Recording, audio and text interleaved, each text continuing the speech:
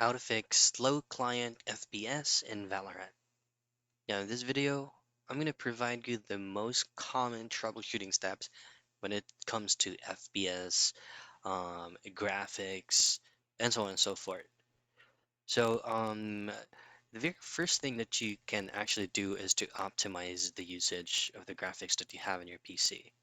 To do that, just simply minimize this, and then you just need to locate on your Valorant client or your Valorant exe icon.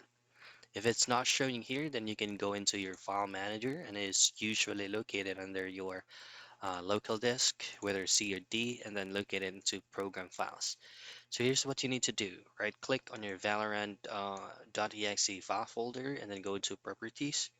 And then from properties, go to compatibility and then choose on disable full screen optimizations and then hit on apply and then hit on OK. Relaunch the game, see if it works for you. And that's basically it. That's how you fix low client FPS in Valorant.